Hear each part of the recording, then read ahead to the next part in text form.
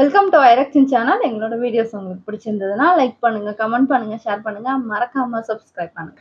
Okay, இப்போ என்ன video பார்க்க போறோம்னா எறும்பு முருகேசன் சேனல் தான் பார்க்க போறோம். ரீசெண்டா போட்ட வீடியோ தான் பார்க்க போறோம். பார்க்கலாமா? ஓகே.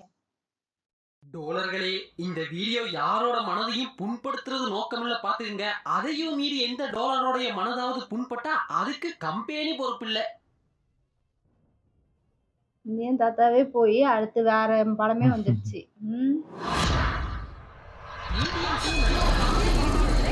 சங்கர் இவ்வளத்தையுமே தாண்டி படத்துல ஒண்ணு பண்ணக்குள்ளதான் அது ஒர்க் அவுட் ஆகும். தனுஷா, நீ யாரு, என்ன திருடு போச்சு, கொஞ்சம் தெளிவா சொல்லு. என் பேரு சித்து சார். நான் யூடியூப்ல ஒரு முக்க சேனல் வச்சிருக்கேன். போன வெள்ளிக்கிழமை மதியம் ஒரு ஒரிஜினல் பேரா? நான் படம் பார்க்கலான்னு தியேட்டருக்கு போனேன்.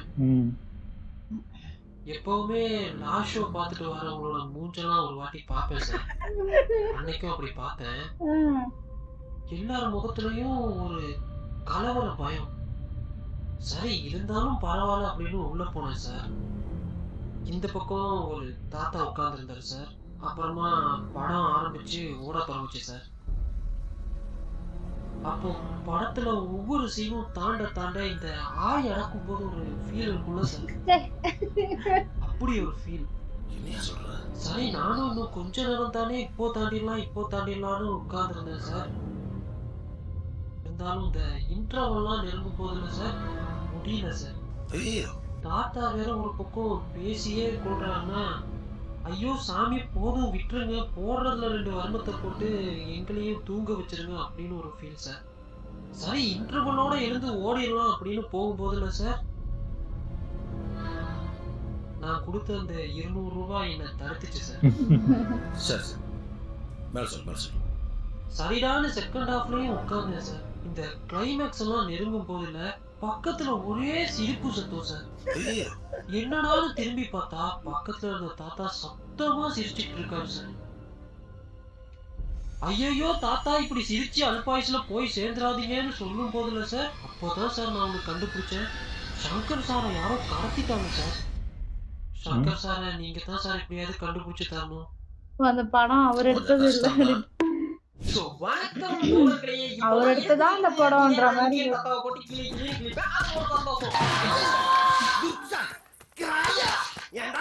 புதிய செய்தி எப்ப எவ்வளவு நாள் கழிச்சு வருது? நான் கலாய்க்க மாட்டேன். எனக்கு முதல்ல சங்கர் சார் யாராவது கண்டுபிடிச்சிட்டாங்கப்பா. மனுஷன் எங்க போனார்னே தெரியல. எவனோ படம் எடுத்து தியேட்டர்ல ரிலீஸ் பண்ணிட்டு அது சங்கர் சார் தான் எடுத்தாலும் தெரியலாங்க. எங்கப்பா போனாங்க சங்கர் சார்? அது நீங்க பண்ணல, அது நீங்க இல்ல அட்லீஸ்ட் ஒரு ட்வீட்டாவது போடுங்கப்பா. அது நீங்க பண்ணல, சரிப்பா ஒண்ணும் வேணாம், அது நீங்க பண்ணல ஒத்துக்கோங்க, காம்ப்ரமைஸா போயிடலாம்.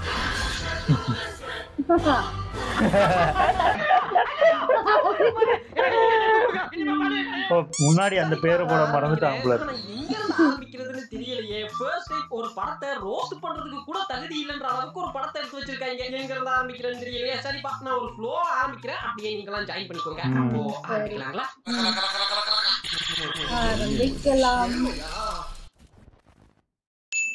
இப்போ படம் எல்லாம் பார்த்திருப்பீங்கன்னு நினைக்கிறேன். படம் நம்ம தங்க தளபதி, புரட்சி தளபதி, இந்தியன் 2, 3, 4 அவ்வளவு ஏன் பார்ட் 10 எடுத்தா கூட அதோடைய பிராண்ட் அம்பாசிடரா இருக்கக்கூடிய சித்தார்த்தனாவோட தொடங்குது. அவன் தாண்டா பெரிய வேலையா பார்த்துட்டு போயிட்டான்ற மாதிரி ப்ரோமோஷன் எல்லாம் சங்கர் சாரும் ஆண்டவருமே கம்முன்னு தான் இருந்தாங்க.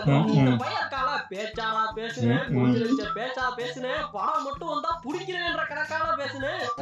இந்தியன் 2, இந்தியன் 3 இதுல எது பிடிக்கும் நீங்க என்ன கேட்டீங்கன்னா, எனக்கு இந்தியன் 4 தாங்க பிடிக்கும். ஏன்னா இந்த பாயாசத்தை ஆல்ரெடி எனக்கு ருசிகா கொடுத்துட்டாங்க. இந்தியன் 4 நான் வளரிட்டாரா ஸ்பாயிலரா? சந்தோஷமா இருக்குங்கறவங்க அதான் ஒரு மூஞ்சி சரியில்லை. எங்களுக்கு சந்தோஷமே இல்ல. பத்தி எவ்வளவு கான்ஃபிடென்ட்டா இருக்கேன்னு சொல்லும்போது நான் இந்தியன் 2 பத்திலாம் பேசவே தேவையில்ல பிரதர். இப்போ இந்த ப்ரொமோஷன்ல மட்டும் அண்ணனோட பங்கு பெருசு கிடையாது. இந்த படத்துலயும் அண்ணனோட கான்ட்ரிபியூஷன்றது பெருசுதான். ஒரு பக்கம் தாத்தா நம்ம எல்லாரையும் வச்சு செஞ்சுட்டு இருக்கும்போது அந்த தாத்தாவையே ஒருத்தன் வச்சு செஞ்சான்ற மேட்டர் இருக்கு. அதுக்கு நான் பின்னாடி வரேன். இப்போ பாத்தீங்கன்னா கதைப்படி நம்ம அண்ணன் பார்க்கிங் டாக்ஸ் அப்படின்ற ஒரு யூடியூப் சேனலை வச்சு ஊர்ல நடக்கக்கூடிய லஞ்சம் ஊழல் பண்றவங்க எல்லாம் எக்ஸ்போஸ் பண்ணிட்டு வராப்ல. ஆனா அவங்க எல்லாருக்குமே சரியான தண்டனையே கிடைக்காம இருக்குது. அதனால அண்ணன் 1996ல காணாம போன இந்தியன் தாத்தாவை மறுபடி வர வைக்கலாம்னு முடிவு பண்ணி ட்விட்டர்ல கம்பேக் இந்தியன் அப்படின்னு ஒரு ஹேஷ்டேக் பிரிண்ட் பண்றாப்ல. இது வரைக்கும் சாதாரணமா போயிட்டு இருந்த படம் இந்த பாய்க்கு தாங்க விஸ்வரூபம் எடுத்துச்சு. 1996ல தாத்தா தலைமுறை ஆகும் பொழுது என்ன சொல்லிட்டு போவாரு, எந்த தப்பு நடந்தாலும் கண்டிப்பா நான் வருவேன். இந்தியனுக்கு சாவே கிடையாது. தப்பு நடந்தா மறுபடியும் வாரேன்னு சொல்லிட்டு போனாரா? ஆனா 1996க்கு அப்புறமா இப்போ 28 வருஷம் ஆயிடுச்சு. இந்த 28 வருஷத்துல எவ்வளவோ லஞ்சம் ஊழல்லாம் நடக்குது. ஆனா தாத்தா வரல. அந்த மனுஷன் போகும்பொழுது ஒரு பில்டப்பா இருக்கட்டுமே சொல்லிட்டு போனது அதை சீரியஸா எடுத்துக்கிட்டு மறுபடியும் கூப்பிட்டா எப்படி இருந்தாரு இந்தியன் அவர் திரும்பி வரணும். ஒரு பேச்சுக்கு அங்க வாங்கி வாங்கினா உடனே சொன்ன இடத்துக்கு சரி வந்து பெரிய கிளப்பலாம் என்னப்பா நியாயம். சின்ன வயசுல நேர்மை தவறக்கூடாது, பொய் சொல்லாது, திருடாது நீங்க தானே சொல்லி தந்தீங்க. ஒன்லி பாடி லாங்குவேஜ் தான்ப்பா, ஒண்ணு கிடையாதுப்பா. நீ நினைக்கிற அளவுக்கு நான் ஒன்னும் பெரிய பயிற்று கிடையாதுப்பா, ஒன்லி பில்டப்புப்பா. சரி தாத்தா இந்த 28 வருஷமா வராம என்ன பண்ணின்னு இருக்காருன்னு பார்த்தா தாய்பேன்ற ஒரு ஊர்ல இந்தியன் மார்ஷல் ஆர்ட்ஸ் கத்து கொடுத்துட்டு இருக்காரு. இந்த வருமோ என்ன கர்மம் சார் இது? கர்மம் இல்ல வருமம். என்ன கர்மம் சார் இது? வருமம் இல்ல கர்மம். இந்த இந்தியன் ஒன்ல தாத்தாக்கு வயசு 78 காட்டியிருப்பாங்க. அதாவது 1918 born காட்டியிருப்பாங்க. சோ கால்குலேட் பண்ணி பார்த்தா 78 வயசு கிட்ட வரும். அப்படி பார்த்தா இப்போ தாத்தாக்கு வயசு அடியாட்டே 105. ஆக்சுவலி படம் வரதுக்கு முன்னாடியே இந்த கேள்வியை நிறைய பேர் கேட்டாங்க. அதுக்கு சங்கர் சார் என்ன முட்டு கொடுத்தாரு தெரியுமா? இப்படித்தான் சைனால ஒரு தாத்தா இருக்காரு, அவர் 118 வயசுலயும். இப்போ சைனால பாத்தீங்கன்னா லூசிஜியான்னு ஒரு கிராண்ட் மாஸ்டர் இருக்கார் மார்ஷல் ஆர்ட்ஸ். அவருக்கு 118 வயசு. அவர் அந்த ஏஜ்ல கூட வந்து பறந்து அடிக்கக்கூடிய கிராண்ட் மாஸ்டரா இருந்தாரு. அதே மாதிரிதான் இந்த கேரக்டரும். ஆக்சுவலி இந்த இந்தியன் 2 ப்ரொடக்ஷன் ஆரம்பிச்சது 2017ல. அப்படி பார்த்தா கூட அப்போ தாத்தாக்கு வயசு 99 இருந்திருக்கும். சரி இப்ப நாங்க தாத்தாக்கு 99 வயசுனே வச்சுப்போம். இந்த 99 வயசுல ஒரு சராசரி மனிதன் உயிர் வாழ்வதற்கான ப்ராபபிலிட்டி எவ்வளவு இருக்குன்னு பார்த்தா ஒரு 100ல 2 பேர் இருப்பாங்களா? அதுவே கஷ்டம் தான். நம்ம அப்படியே வச்சுப்போம். இந்த 100ல 2 பேரா தாத்தா 99 வயசு வரைக்கும் உயிரோட இருக்காருன்னு படத்துல காட்டுறதுக்கு ஒரு ஜஸ்டிபிகேஷன் சீன் இருக்கணும்ல, அதெல்லாம் இருக்காது. ஆக்சுவலி சைனால ஒரு தாத்தா 118 வயசு வரைக்கும் இந்த ஊட்ட கூட ஒரு ப்ரோமோ வீடியோ இருந்தாங்க. இப்ப அவருக்கு ரொம்ப வயசா இருக்கு சார். வயசானால அவரு. இவர் பேரு லூசிஜியா, வயசு 118, குங்ஃபூ மாஸ்டர்.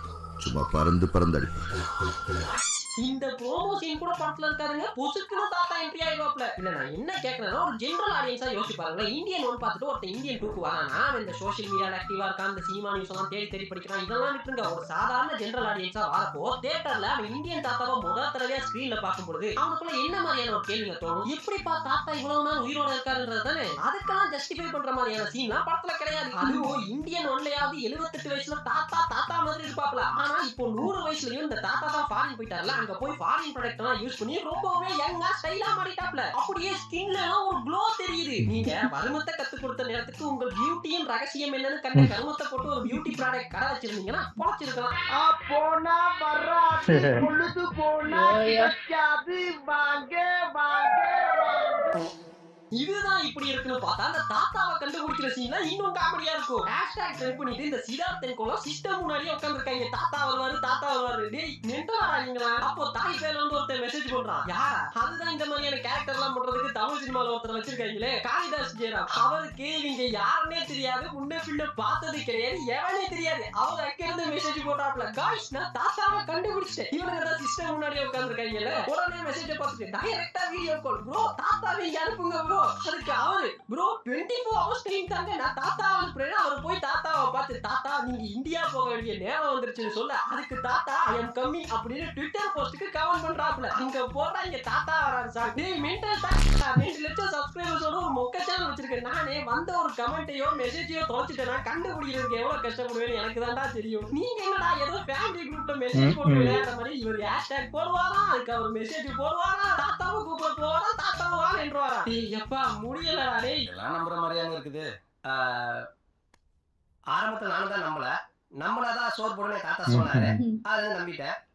அதுவும் அந்த காளிதாஸ் தாத்தாவை எப்படி கண்டுபிடிப்பாருன்னா, இவர் தாய் பேர்ல தாத்தாவை எதேச்சியா பாத்துருவாப்ல. அவரு மாறு வேஷத்துல தான் திரிவாரு, அது வேற கதை வைங்களேன். ஆனா இவருக்கு அவரை தெரியும், கண்டுபிடிச்சிருவாப்ல. ஆனா அப்ப கண்டுக்காம விட்டுட்டு இவங்க தாத்தாவை தேடும் பொழுது மட்டும் காய்ஸ் நான் தாத்தாவை கண்டுபிடிச்சிட்டேன் அப்படின்னு தாத்தாவை தேடி போய் சீமோ டேய் படம் பாக்குறாங்களா என்ன கேன பசங்களா.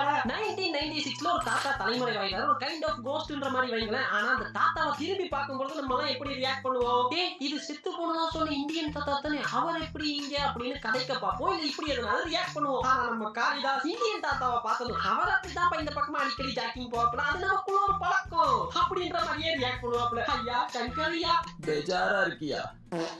சரிங்க, இந்த தாத்தாவை தான் இந்தியாவுக்கு கூட்டாங்கல்ல, அவர் மாறு வேஷத்துல இந்தியாவுக்கு வராரு. இந்தியாவுக்கு வரும்பொழுது அந்த ஏர்போர்ட்ல இமிகிரேஷன்ல இருக்கவங்க கொடுத்த காசை விட அதிகமா பெர்ஃபார்மன்ஸ் பண்ணிட்டு இருக்காரு. அப்படியே கட் பண்ணா இந்த பக்கம் பாபி சிம்மா, சரிப்பா நடிச்செல்லாம் முடிச்சிட்டியா, வா கிளம்பலாம் அப்படின்ற மாதிரியே தலையில கண்ண வைக்கிறாப்ல. இந்தியன் தாத்தா மைண்ட் வாய்ஸ், ஏன்டா இங்க கொடுத்த காசுக்கு மேல மேக்கப் எல்லாம் போட்டு வந்து பெர்ஃபார்மன்ஸ் பண்ணிட்டு இருக்க, நீ என்ன அசால்ட்டா வாங்குற? அறிமுகப்படுத்திக்கங்க. மதுரை மீனாட்சி டெம்பிள் தாண்டூர் சிதம்பரம் படவேங்கடம் தென்தொன்மை இதே மாமதுரை இது பேசியாச்சா? சேனாபதி ஐயோ தாத்தா பாபி சிம்மா கிட்ட மாட்டிக்கிட்டாரு, எப்படி தப்பிக்க போறாரு, என்ன பண்ண போறான்னு எல்லாரும் பரபரப்பா இருக்கும் பொழுதுதான் தாத்தா அப்டேட்டட் வெர்ஷன் 2.0 ரிலீஸ் பண்றாப்ல. ஆக்சுவலி இந்த இந்தியன் தாத்தா 1 அப்டேட்டட் வெர்ஷன் தாங்க இந்தியன் தாத்தா 2. அவர் வயசான தாத்தா, இவர் யங்கான தாத்தா. அவருக்கு ஒரு மனுஷனை நிலக்குலைய வைக்கிற அளவுக்கு தான் வர்மம் தெரியும். ஆனா இவருக்கு வர்மத்திலேயே அப்டேட்டட் வர்மம், சூப்பர் பவர் வர்மம், மேஜிக் வர்மம்லாம் தெரியும். Updated version. சோ அப்டேட்டட் தாத்தா என்ன பண்றாருன்னா ஏர்போர்ட்ல அத்தனை போலீஸ் மத்தியில பாபி சிம்மாவுடைய அப்பா, அவர் யாருன்னா இந்த இந்தியன் ஒன்ல போலீஸ் கேரக்டரா வருவார்ல, அவரை கடத்திட்டு அங்க இருந்து போயிடலாப்ல. குடும்பமா வெயிட் பண்ணிட்டு இருந்திருக்காங்க தாத்தா 28 வருஷமா பிடிக்கிறதுக்கு. இந்த பட்ஜெட் படங்கள்லாம் பாத்திருக்கீங்களா, லோ பட்ஜெட்ல டிபியூ டைரக்டர்ஸ் உடைய படங்கள், இந்த மாதிரியான படங்கள்ல கூட இப்படி ஒரு சீன் இருந்தா, அதாவது ஹீரோக்கு போலீஸ் கிட்ட இருந்து தப்பி போற மாதிரியான சீன் இருந்தா கடமைக்காக ஒரு சேசிங் சீன் வைப்பாங்க. இல்ல இந்த தப்பி போனவரை பிடிக்கிறதுக்கு போலீஸ் என்ன மாதிரியான வேலையெல்லாம் பண்றாங்கன்னு காட்டுவாங்க. ஆனா இங்க இந்தியன் தாத்தா பாபி சிம்மாவுடைய அப்பாவே கடத்திட்டு போயிடுவாப்ல. ஆனா எவனும் தேடவோ இல்ல தேடுறதுக்கான முயற்சியோ பண்ண மாட்டாங்க. அப்பா தானே அது அப்படித்தான் சிம்ரன், எங்கப்பா அவர் கடத்துறதும் எங்கப்பா வச்சிருப்பாங்கன்ற மாதிரியே பாபி சிம்மா பிஹேவ் பண்றாப்ல. அந்த பக்கம் தாத்தா ரொம்ப சர்வசாதாரணமா காட்டில போய் அவருக்கு 2 வர்மத்தை போட்டு அவரு போனையே எடுத்து மெரினா பீச்ல நின்னு செல்ஃபி எடுத்து விளையாடுறாப்ல. ஒருத்தனும் கண்டுக்கல. என்ன சங்கர் சார் இதெல்லாம்? ஐயா பேஜாரா இருக்கியா? செல்ஃபி எடுத்த தாத்தா 7 மணிக்கு லைவ் வரேன்றாரு. அங்க வைக்கிறாங்க தாத்தா வரான்.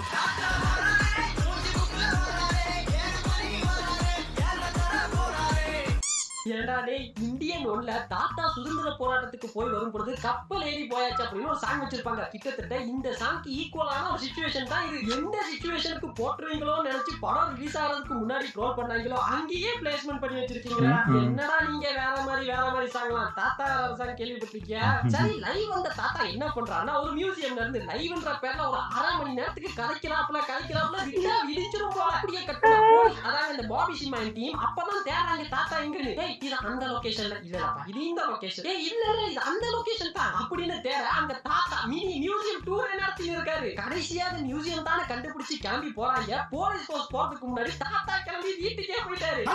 நான் வீட்டுக்கே போயிட்டேன்னா தனியா இப்படிப்பட்ட மலைமுட்ட போலீஸ் நான் எங்கேயும் பார்த்தது இல்லடா. சரிங்க, இப்ப அந்த கர்மம் சரி வர்மம் மேட்டருக்கு வருவோம். இந்தியா வந்த தாத்தா என்ன பண்ண போறான்னா லோ பட்ஜெட் VPN போட்ட மாதிரி ஒவ்வொரு ஸ்டேட்டுக்கும் தாவி ஒவ்வொரு ஸ்டேட்டா பிரிச்சு கொலை பண்ண போறாப்ல. ஆமாங்க, அவ்வளவுதாங்க மேட்ரு. அப்ப கதை அப்படின்னு கேட்டீங்கன்னா சொன்னாரு. ஒவ்வொரு கொலை பண்ணும் பொழுது 30 நிமிஷத்துக்கு கதை சொன்னாரு. பாவம் அதுல எல்லா பைய பிள்ளைங்களும் அஃபண்ட் ஆகி தியேட்டர்லயே தூங்கிட்டாங்க. தாத்தா போறாரு. யார் அது உண்மையிலே திட்டாங்க? இந்த அப்டேட்டட் தாத்தா படத்துல ஒரு 4 பேரை கொலை பண்ணுவாருங்க. 4 பேருக்கும் 4 அப்டேட்டட் வர்மம் வச்சிருப்பாப்ல. அதுதாங்க செம காமெடியா இருந்தது. ஒருத்தனுக்கு வர்மத்தை போடுறாப்ல அவன் பொண்ணு மாதிரி பிஹேவ் பண்ண ஆரம்பிச்சிடறான். அவன் வர்மத்துல பொண்ணு மாதிரி பிஹேவ் பண்ணது கூட எனக்கு ஆச்சரியமா இருக்கல. வர்மத்துக்கு முன் வர்மத்துக்கு பின்னுன்ற மாதிரி வர்மம் போறதுக்கு முன்னாடி போயா இருந்தவரு வர்மம் போட்ட பின்னாடி பொண்ணு மாதிரி பிஹேவ் பண்றேன்னு கண்மை லிப்ஸ்டிக் மேக்கப் எல்லாம் போட்டு வராப்ல. வர்மத்துல பொண்ணு மாதிரி பிஹேவ் பண்ணுவாருன்ற அந்த உருட்டு ரீசனபிளா இருக்குது. But buy one get one ஆஃபர்ன்ற மாதிரி வர்மம் போட்டா லிப்ஸ்டிக் கண்மை மேக்கப் எல்லாம் கூட ஒண்ணு எது இருக்குதோ. இவருக்கு இந்த வருமானா இன்னொருத்தனுக்கு வர்மத்தை போடுறாப்ல அவன் பாடிட்டே இருக்கான். இன்னொருத்தனுக்கு வர்மத்தை போடுறாப்ல அவன் குதிரை மாதிரி ஓடிட்டே இருக்கான். இன்னொருத்தனுக்கு வர்மத்தை போடுறாப்ல அவன் உடம்புல இருக்கக்கூடிய தண்ணி எல்லாம் வெளியே வந்து ஏங்க இதெல்லாம் நம்புற மாதிரியாங்க இருக்குதுன்னு கேட்டா ஆண்டவர் ஒவ்வொரு வர்மத்தை போடுறதுக்கு முன்னாடி அந்த வர்மத்தை பத்தி எக்ஸ்பிளனேஷன் கொடுக்குறாப்ல. இது போக வர்மத்தை பத்தி புக்கு போட்டு படத்துலயே கொடுக்குறாங்க. வீட்டா படம் பார்க்கறதுக்கு முன்னாடி புக்கு படிச்சு எக்ஸாம் எழுதினா தான் உள்ள வருவேன்னு சொல்லுவீங்க போலயே. அது இந்த வர்மமே காமெடியா தான் இருக்குது. இந்த வர்மம் போடுற சீன் எல்லாம் ஆண்டவர் இது மாஸ் மூமெண்ட் மூமெண்ட் அவருக்கு அவரே நினைச்சுக்கிட்டு பல ஆக்ஷன் எல்லாம் கொடுக்குறாப்ல. ஆனா படம் பார்க்கக்கூடிய நமக்கு ஓ மாஸ் மூமெண்டா சரி அப்புறம்ன்ற மாதிரியே உட்கார்ந்துருக்கோங்க. குறிப்பா சொல்லணும்னா தாத்தா குதிரை போல் ஓடும் மர்மத்தை போட்டு இன்டர்வல் கொடுக்கணும்ன்றதுக்காக என்னென்னமோ பண்ணி இருப்பாரு. இது மாஸ் மூமெண்ட் அவங்களே நினைச்சிட்டு மோக்கோ போலாம் வச்சு எடுத்திருப்பாங்க. ஆனா தியேட்டர்ல எல்லாரும் மயான அமைதியோ இது மாஸ் சீனியா நீங்களா கத்தணும் என்ன எல்லாம் இப்படி உட்கார்ந்துருக்காங்க. இது போல தாங்க இன்னொரு மர்மத்தையும் போட்டு தாத்தா கதைக்கிறாப்ல என் ஃப்ரெண்ட் எல்லாம் எழுந்து பாத்ரூம் போய் பாப்கார்ன் வாங்கிட்டு 15 நிமிஷம் கழிச்சு வராங்க. அப்பவும் கதைச்சு இருக்காரு. அதே மரமா அந்த பக்கம் வர்மா வாங்கின பயிருக்கு வாயில நோரம் தள்ளுது. அவன் கண்ணை பார்க்கும் பொழுது நம்ம எல்லாருக்கும் தெரியுது ஐயோ தாத்தா இன்னொரு வர்மத்தை போட்டு ஒரேடியா ஆஃப் பண்ணிருக்க தையலை செஞ்சு கதைக்காதீங்க. ஆனா தாத்தா இறக்கம் பார்க்கலையே நல்லி போறோம் உள்ள இழுத்து வச்சு கதை சொல்றாப்ல. கதை சொல்லி அவன் வாயில இருந்து வெளியே வந்து எச்செல்லாம் வச்சு கடைசியில ஒரு மாஸ் டயலாக் எழுதி வச்சுட்டு போறாப்ல. சங்கர் சார் இது மாஸ் சீன் படத்துல வைங்கன்னு சொன்னான மட்டும் கை காட்டுங்க காம்ப்ரமைஸா போயிடலாம். ஏன்பா இந்த சீன் எழுதும் பொழுதே சிரிப்பு வராதா? பெஜாரா இருக்கியா? சரிதான்பா தாத்தா இவ்வளவு கொலை பண்ணினா அசால்ட்டா தீடாரு. இந்த போலீஸ் எல்லாம் என்ன ஆக்ஷன் எடுத்தாங்க என்ன பண்ணிட்டு இருக்காங்க அப்படின்னு கேட்டா அதெல்லாம் நீ கேட்க கூடாது. அதெல்லாம் நீ கேக்குற போலீஸ் எல்லாம் ஒன்னா லீவ் போட்டு புல்லட் ப்ரூஃப் ஜாக்கெட் மாதிரி வர்மா ப்ரூஃப் ஜாக்கெட் செய்ய போயிட்டாங்க. அவங்களாம் வர மாட்டாங்க. அப்படியே இந்த பக்கம் பாத்தீங்கன்னா தாத்தா உங்க வீட்டுல லஞ்சம் வாங்கினா நீங்க தாண்டா அதை தட்டி கேட்கணும்னு சொல்ல இந்த சிதார்த்தன் கோலம் அவங்க வீட்டுல லஞ்சம் வாங்கினவங்க எல்லாம் புடிச்சு கொடுத்துறாங்க. அதுலயும் கோயின்சிடென்ட் என்னன்னு பாத்தீங்கன்னா இந்த சிதார்த் அவர் கூட 3 ஃப்ரெண்ட்ஸ் இருப்பாங்க. மொத்தமா 4 பேர். இந்த 4 பேர் வீட்லயுமே லஞ்சம் வாங்கிருப்பாங்க. அவங்க எல்லாருமே புடிச்சு கொடுத்துருவாங்க. எல்லா வீட்லயும் ஒரே சீன் நடக்குது. நீ எல்லாம் ஒரு புள்ளையா உனக்காக தானே எவ்வளவு பண்ண நீ இப்படி பண்ணிட்டியே ரிப்பீட். நீ எல்லாம் ஒரு புள்ளையா உனக்காக தானே எவ்வளவு பண்ண நீ இப்படி பண்ணிட்டியே ரிப்பீட். நீ எல்லாம் ஒரு புள்ளையா உனக்காக தானே எவ்வளவு பண்ண ரிப்பீட். முடியலடா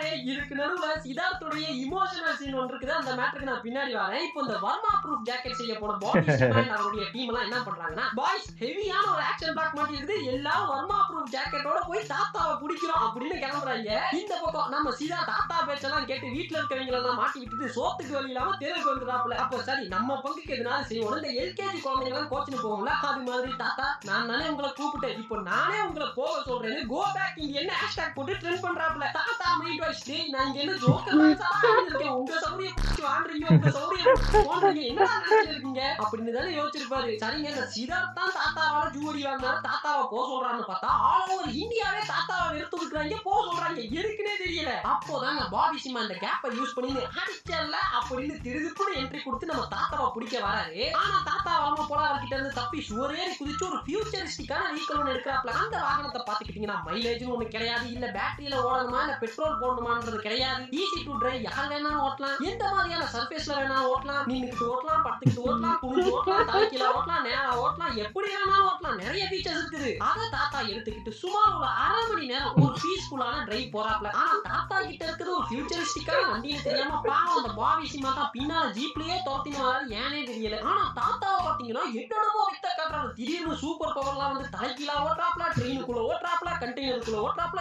என்னென்னமோ பண்றாரு. அப்புறம் தாத்தாக்கு ஒரு சின்னதா ஒரு டயர் வந்து மார்க்கெட் பக்கமா ஒதுங்குறாப்ல. ஆனா அங்க ஒரு 4 தடி பசங்க தாத்தா வெடிக்க வந்துடுறாங்க. அப்போதான் தாத்தா தன்னோட ஹிடன் டேலண்ட ரிலீஸ் பண்றாரு. 6 பேக் வர்மம். தாத்தா படக்குன்னு ஒரு வர்மத்தை போட உடம்பெல்லாம் கட்டியா 6 பேக் வந்து நிக்குது. டேய் நீங்களா மனுஷனே இல்லடா. சரி இவ்வளத்தையும் பண்ணிட்டீங்கல்ல முடிச்சிருவீங்கன்னு பார்த்தா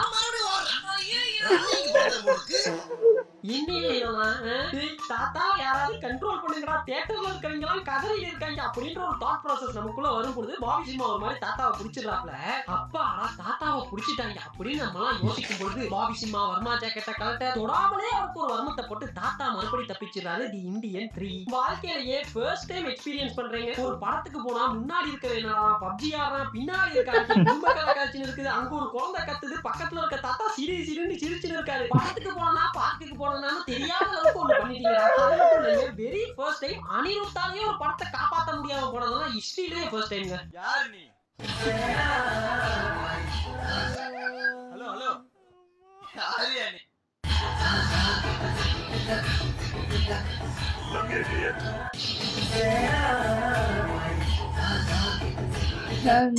என்னையா பிஜிஎம் இது? அது சரி, தலைமை யோசிச்சிருப்பான் நம்ம என்னதான் போட்டாலும் இந்த படத்தை யாராலையும் காப்பாற்ற முடியாது, கல்லை விட்டு தான் அடிக்க போறாங்க, நம்ம இருக்கிறத வச்சே பட்டி திங்கிரிங் பார்த்து கொடுப்போம் அப்படின்னு பண்ணிட்டாப்ல போல. ஆக்சுவலி இந்த படத்தோட ரன்னிங் டைம் கிட்டத்தட்ட 3 மணி நேரங்க. இப்போ அந்த படத்துல இருக்கக்கூடிய 12 நிமிஷத்தை ட்ரிம் பண்ணிருக்காங்க லேகா இருக்குதுன்னு.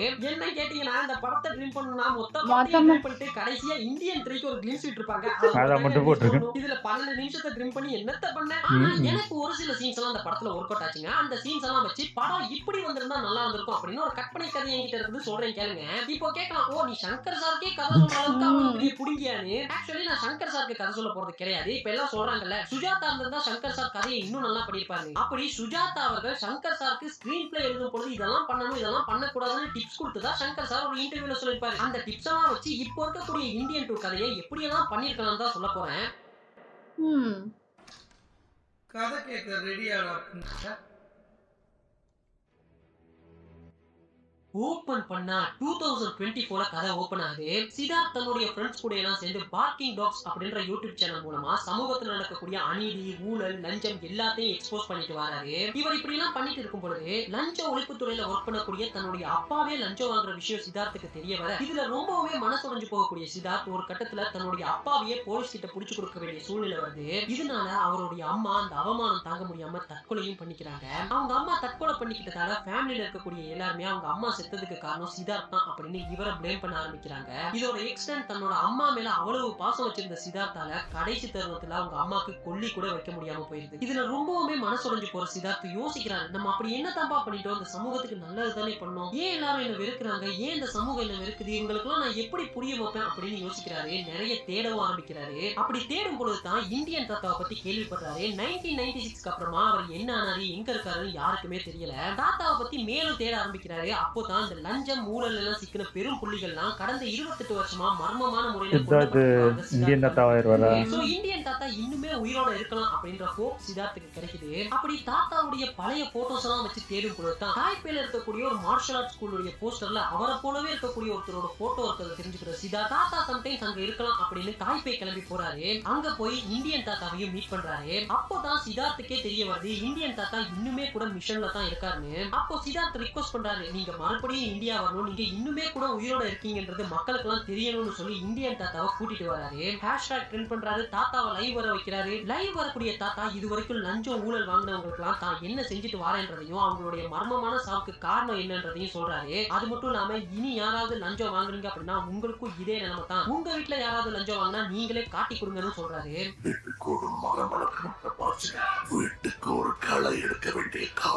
இப்போ அப்படியே கட் பண்ணா தாத்தா 1996லயே இறந்துட்டாரு அப்படின்னு மக்களை ஏமாத்தி வச்சிருக்கக்கூடிய போலீஸ் டிபார்ட்மெண்ட்க்கு இது மிகப்பெரிய தலைவலியா இருக்குது. சோ தாத்தாவை பிடிக்கணும்ன்றதுக்காக பாபி சிம்மா அண்ட் அவருடைய டீம் கிளம்புறாங்க.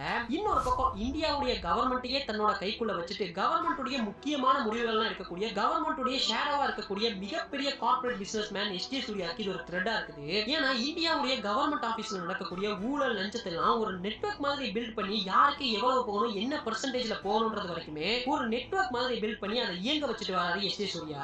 சோ இதுக்கப்புறமா இந்தியன் தாத்தா எப்படி இவங்க எல்லாரையுமே கலைய இருக்கிறாரு, தாத்தாவுடைய வர்மக்கலைகள் எல்லாம் தெரிஞ்சுக்கிற எஸ்டி சூர்யா இந்த உலகத்துடைய பெஸ்ட் வர்மக்கலை அண்ட் மார்ஷல் ஆர்ட்ஸ் மாஸ்டர்ஸ் எல்லாம் கூட வச்சுட்டு எப்படி தாத்தாவுடைய வருகையை தடுக்கிறாரு, தன்னோட பணபலத்தாலையும் கவர்மெண்ட்டையே கைக்குள்ள வச்சிருக்கதாலையும் நல்லது பண்ண வந்த தாத்தாவையே வில்லன் மாதிரி போர்ட்ரேட் பண்ண வச்சு சொந்த மக்களை வச்சு அடிச்சு துரத்த வைக்கிற தாத்தா மறுபடி எப்படி கம்பேக் கொடுக்கிறாரு, பாபி சிம்மா இந்தியன் தாத்தாவை பிடிச்சாரா இல்லையா, இதெல்லாம் தாங்க இந்தியன் பார்ட் 3. அதே கதையா தான் இருக்கு. ஃபுல் ஸ்கிரிப்ட் எழுதாம கேமரா பிரிக்காதீங்க அப்படின்னு ஒவ்வொரு சீனும் 7 பக்கம் 8 பக்கம்லாம் வரும். ஸ்ட்ரிக்டா சொல்லுது, ஒரு சீன் வந்து ஒரு பக்கத்துக்கு மேல எழுதவே கூடாது, அவ்வளவுதான் இருக்கணும். கம்ப்ரஸ்ட் ரைட்டிங், சொல்லாத காட்டு, இவ்வளவு டைலாக்ஸ் கம்மியா இருக்கணும் அப்படிங்கிறதோட முக்கியத்துவத்தை அடிக்கடி சொல்லிக்கிட்டே இருப்பாரு. இப்போ எந்திரன் படத்துல பாத்தீங்கன்னா எந்த வசனம் ஒரு 2 லைனுக்கு மேல இருக்கு, பேராகிராஃப் இதெல்லாம் இந்த படத்துல அவ்வளவு பிரச்சனை. இவ்வளவுதான். இந்த அளவுல வந்து ரைட்டிங் வந்து ஃபிலிம் ரைட்டிங் பிடிபடுறதுக்கு வந்து ரொம்ப ஹெல்ப்ஃபுல்லா இருந்தாரு சுஜாதா சார். ஒருவேளை படம் இந்த மாதிரியான ஒரு ஃபார்மேட்ல வந்திருந்தா இன்னுமே கூட கூட கிறிஸ்பா இருந்திருக்குமோ அப்படின்றது என்னோட தாட்ஸ்ங்க. உங்களுக்கு நான் சொன்ன இந்த கதை பிடிச்சிருந்தாலோ இல்ல இப்ப இருக்கக்கூடிய இந்தியன் 2 கதையை விட இது கேவலமா இருக்கு அப்படின்னு நீங்க நினைச்சாலும் கமெண்ட்ஸ்ல சொல்லலாம். அண்ட் கோலிவுட காப்பாத்தணும் தாங்க லைக்கா உள்ள வந்தாங்க. ஆனா இப்ப லைக்காவே யாராவது காப்பாத்தணும் போயிடுச்சு. ஒரு படம் முக்கியம் இருக்குது இல்ல நல்லா இல்லன்னு ஆடியன்ஸ் சொன்னாங்கன்னா அதை ஏத்துக்கிற மனப்பக்குவம் ப்ரொடியூசர் அண்ட் அந்த மூவி டீமுக்கு இருக்கணும். என்னதான் படத்தை அவங்க தான் காசு போட்டு எடுக்கிறாங்க அப்படின்னு நீங்க சொன்னாலுமே கூட நம்ம லைக்கா பண்றதுலாம் ரொம்ப அல்பத்தனமா இருக்குங்க. படம் ரிலீஸ் ஆன அன்னைக்கெல்லாம் பாத்துக்கிட்டீங்கன்னா நிறைய மீம் பேஜஸ்ல படம் மொக்கையா தான் இருக்குது அப்படின்னு மார்னிங் ஷோ பார்த்துட்டு போட்டுட்டாங்க. ஹலோ ப்ரொடியூசர் சொல்லுங்க. ஓ அதான் காசு போடுச்சா? ஓகே நான் பண்ணுறேன். இப்போ அப்படியே சாயங்காலம் பாத்தீங்கன்னா இந்த ஈவினிங் ஷோ டயத்துலனா அதே மீம் பேஜ்ல மீம்ஸ் வருது. படம் வேற லெவல், தாத்தா திருக்கி விட்டாரு, வெற்றி நாளை போடுறதுன்னா எல்லாம் காசு வாங்கிட்டாங்க. அப்படியே லைக்காவுடைய பேஜ்ல இன்னைக்கு வரைக்கும் போடுற போஸ்டர்ஸ் எல்லாம் பாத்தீங்கன்னா தாய்வான் தாத்தா ruling the screen, terrific theatre entertainment, rocking the screen. திரைப்படத்தின் இறுதியில் வரும் இந்தியன் 3 ட்ரெய்லரை காண தவறாதீர்கள். ஒவ்வொரு இந்தியன் வீட்டிலும் புரட்சியை ஏற்படுத்தும் இந்தியன் இப்படி என்னமோ. ஏண்டா இந்தியன் 3 ட்ரெய்லரை தான் நம்ம பார்க்கணும்னா அதுதான் யூடியூப்லயே பாத்துக்கோங்கடா. நம்ம ஏன் தியேட்டருக்கு வரணும்? இப்படி இந்தியன் 2 என்னலாம் சொல்லி அடிக்கிறாங்களோ அதையே போஸ்டரா போட்டு தியேட்டர்வானே கூப்பிடுறானுங்க. இல்ல எனக்கு புரியல, இதெல்லாம் மாஸ் மூவ்மெண்ட் நினைச்சிட்டு இருக்கீங்களா? அதுவும் அந்த 12 நிமிஷம் ட்ரிம் பண்ணாங்கல்ல, ட்ரிம் பண்றதுக்கு முன்னாடி பப்ளிக் ரிவ்யூ எல்லாம் பாத்தீங்கன்னா படம் மொக்கையா இருக்குன்னு எல்லாம் காரி துப்பாத குறையா சொல்லிட்டு போவாங்க. அப்படியே இந்த ட்ரிம்முக்கு பின்னாடி இருக்க பப்ளிக் ரிவ்யூ எல்லாம் பாத்தீங்கன்னா எல்லாரும் ஒரே மாதிரி ஒரே டைலாக் சொல்றாங்க. எப்படின்னா வெளியே எல்லாரும் படம் மொக்கன்னு பேசிக்கிறாங்க, ஆனா படம் ரொம்ப நல்லா இருக்கு, நீங்க எல்லாம் தியேட்டருக்கு வந்து பாருங்கன்னு ஒரே ஸ்கிரிப்ட் ஒரே டைலாக். ஏன் இந்த பெய்டு ப்ரொமோஷன்? நீங்க பண்றதெல்லாம் எப்படி இருக்குன்னா அந்த ஒரு பழமொழிக்குள்ள முழு பூசணிக்காவை சோத்துல மறைக்கிற கதை. அப்படி இருக்கியா நீங்க பண்றது? படம் மக்களும் ஊருக்கே தெரிஞ்சு போச்சு. ஏன் இவ்வளவு பெய்டு ப்ரொமோஷன்? நீங்க ப்ரொமோஷனுக்கு யூஸ் பண்ற காசெல்லாம் அடுத்த படத்துல போட்டு நல்ல படமாவது பண்ணலாம்ல. படம் நல்லா இல்லைன்னா நல்லா இல்லைன்னு ஒத்துக்கோங்கப்பா, அடுத்த படத்துல பெஸ்டா பண்ணுங்க. நீங்க இப்படி எல்லாம் முட்டு கொடுத்து எதனால பண்ணி இருந்தீங்கன்னு வைங்களேன், இதை அப்ரிசியேஷன் எடுத்துக்கிட்டு அடுத்தடுத்து தமிழ்ல இதே மாதிரியான படம் இதுல கோலிவுட்ல நல்ல படமே வாரது இல்லைன்னு கவலை வேற. இதுதான் இப்படின்னா இந்த பக்கம் நம்ம லோகேஷ்னா வேற. நான் லோகேஷ்னா நீ ஆண்டவருக்கு எவ்வளவு பெரிய ஃபேன் வேணா இது, அதுக்கு ஏன்பா இப்படி முட்டு கொடுக்குற? நீ படம் பார்த்துட்டு கம்முன்னு இருந்தா கூட பரவாயில்ல. சத்தியம் எல்லாமே இப்படி ஒரு ட்வீட் 979 979 09 09 38 616 வேற வழி கிடையாது, சொல்லிட்டாரு போடலன்னா. இந்த மாதிரியான கேவலமான ப்ரொமோஷன்லாம் என்னைக்கு நிறுத்துறோமோ அன்னைக்கு தான்ப்பா கோலிவுட்ல ஒரு நல்ல தமிழ் படம் வரும். அதுவரை காத்திருப்போம். அண்ட் இந்த இந்தியன் 3 இருக்குதுல்ல, அது மேல எனக்கு ஒரு ஹோப் இருக்குங்க, அது நல்லா பண்ணுவாங்கன்னு நினைக்கிறேன். அண்ட் நீங்க என்ன நினைக்கிறீங்க? இந்த இந்தியன் 2ல இப்ப இருக்கக்கூடிய கதையை வச்சு பெட்டரா பண்ணிருக்கலாம்னு நினைக்கிறீங்களா, இல்ல இந்த கதையே மாத்திருக்கணும்னு நினைக்கிறீங்களா, இல்ல இந்தியன் 3 நல்லா இருக்கும்னு நினைக்கிறீங்களா? எது எப்படி இருக்குன்றத கமெண்ட்ஸ்ல சொல்லிருங்க. அண்ட் நம்ம சோஷியல் மீடியா லிங்க் கீழே சும்மாவே கிடக்கும், போற போக்குல அதையும் ஃபாலோ பண்ணிக்கங்க. அப்புறம் என்ன இன்னொரு ரோஸ்ட் வீடியோல மீட் பண்றேன். அதுவரை நன்றி, வணக்கம். சீக்கிரமா என்ன இந்தியன் 2 ஃப்ளாப் கேள்விப்பட்டேன். அடுத்து ஏதோ சங்கர் சிவாஜி 2 பண்ண போறாரு. இந்தியன் 2 இட்டு தான் அந்த பயம் இருக்கணும். ஐயோ வேணாம், பாட்டுவே வேண்டாம், இருக்கிற ஒழுங்கான படம் எடுத்தாலே போதும். இது கிட்டத்தட்ட இவரும் ஏதோ கதை சொல்ல ட்ரை பண்ணாரு, ஆனா அது கதையே அந்த இதுவே சரி கிடையாது. அது முதல்ல 2024 அந்த இதுக்கு கொண்டு போனதே தப்புன்னு நான் நினைக்கிறேன். 96ல போனவர் 98லயே வந்திருக்கணும். அப்புறம் அந்த சுகன்யா அவங்களோட ஒய்ஃபெல்லாம் காட்டியிருக்கணும், இல்லை அவங்க இறந்து போனதுக்காக திரும்பி தாத்தா இந்தியாவுக்கு வந்த மாதிரி அந்த மாதிரி காட்டியிருக்கலாம். இந்தியாவுக்கு வேற இது அவங்க இறந்து போயிட்டாங்க, அவங்க ஒய்ஃப் இறந்து போயிட்டாங்க, அதை பார்க்கறதுக்காக இந்தியாவுக்கு வரன்னு மாதிரி பண்ணியிருந்தா கூட கொஞ்சமாவது கனெக்ஷன் இருந்திருக்கும். அந்த இதெல்லாம் கான்செப்டே எல்லாம் பண்ணி எடுத்துட்டாங்க. எனக்கு தெரிஞ்சு அந்த மாதிரி ஏதாவது சீன் வச்சிருக்காங்க, சந்துருவோட கல்லறை இருக்கிற மாதிரி, அங்க போய் ஃபீல் பண்ற மாதிரி ஏதாவது ஒரு அந்த மாதிரி பழைய விஷயத்தெல்லாம் திரும்பி ஏதாவது ஒண்ணு கொண்டு வந்திருக்கலாம் எனக்கு தெரிஞ்சு. ஆமா, இவர் சொன்ன கதை எனக்கு அதே மாதிரிதான் இருக்கு. அதேதான். ஒரு வித்தியாசம், ஏன்னா அதுலயே நம்ம பாத்திரம் நூடுல்ஸ் ஆகிருக்கோம், திருப்பி இதே கதையை சொன்னோன்னே எனக்கு கடுப்பாதான் இருக்கு. அது ஏத்துக்கவே முடியல. இது லாஸ்ட்ல ஒரு பார்ட் 3க்கு ஒரு இது சொன்னாங்களா, அதையே ட்ரெய்லரா போட்டு முடிச்சிருக்கலாம் போல இருக்கு.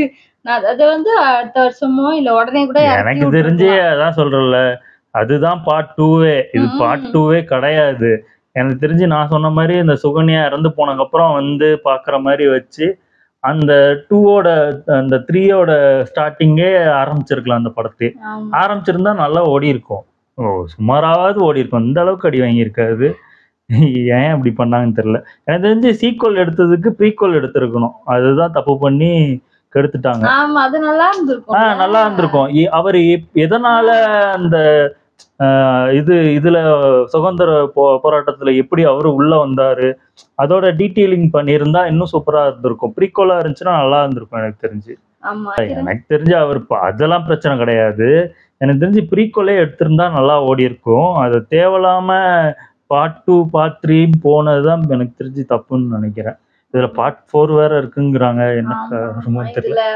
அவங்க சங்க சாரும் கமல்ஹாசன் சார் கூட கம்முன்னு தான் இருந்தாங்க அந்த இதுல இன்டர்வியூல. சித்தார்த் கொஞ்சம் ஓவராம இல்ல ரொம்பவே ஓவரா பேசி அவருக்கு நம்பிக்கை. ஏன்னா அவங்க பெரிய பெரிய ஆளுங்க. இல்ல சங்கர்னால அவரு பில்டப் பண்ணணும்னு வாண்டடா பண்ணியிருக்காரு. அது நல்லாவே தெரியுது.